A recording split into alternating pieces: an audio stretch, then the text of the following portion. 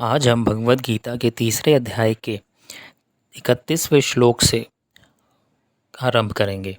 जो कोई मनुष्य दोष दृष्टि से रहित तो श्रद्धा युक्त होकर मेरे इस मत का सदा अनुसरण करते हैं वह भी संपूर्ण कर्मों से छूट जाते हैं, परंतु जो मनुष्य मुझ में दोषारोपण करते हुए मेरे इस मत के अनुसार नहीं चलते उन मूर्खों को तू संपूर्ण ज्ञानों से मोहित और नष्ट हुए ही समझ। सभी प्राणी प्रकृति को प्राप्त होते हैं, अर्थात अपने स्वभाव के परवश हुए कर्म करते हैं। ज्ञानवान भी अपनी प्रकृति के अनुसार चेष्टा करता है, फिर इसमें किसी का हट क्या करेगा। इंद्रिय के अर्थ में अर्थात प्रत्येक इंद्रिय के विषय में राग और द्वेष छिपे हुए स्थित है।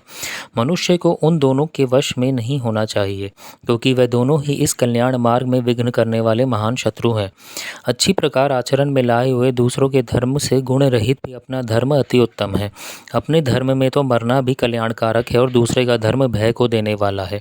अर्जुन बोले, हे कृष्ण, तो फिर ये मनुष्य स्वयं न चाहता हुआ भी बलात् लगाए हुए की भांति किससे प्रेरित होकर पाप का आचरण करता है। श्री भगवान बोले, रजोगुण से उत्पन्न हुए ये काम ही क्रोध है। ये बहुत खाने वाला अर्थात भोगों से कभी ना घाने वाला और बड़ा पापी है।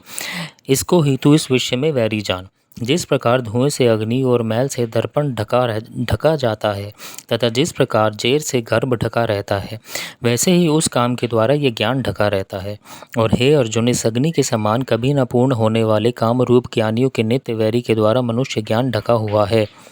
इंद्रियां, मन और बुद्धि ये सब इसके वासस्थान कहे जाते हैं। ये काम इन मन, बुद्धि और इंद्रियों के द्वारा ही ज्ञान को आच्छादित करके जीवात्मा को मोहित करता है। इसलिए हे अर्जुन, तू पहले इंद्रियों को वश में करके इस ज्ञान और विज्ञान का नाश करने वाले महान पापी काम को अवश्य ही बलपूर्वक मार डाल। इंद्रियों को स्थूल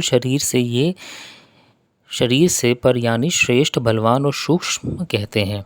इन इंद्रियों से पर मन है, मन से भी पर बुद्धि है और जो बुद्धि से भी अंत पर है वह आत्मा है। इस प्रकार बुद्धि से पर अर्थात सूक्ष्म, बलवान और अत्यंत श्रेष्ठ आत्मा को जानकर और बुद्धि के द्वारा मन को वश में करके हे महाबाहो, तू इस काम रूप दुर्जय शत्रु को मार डाल।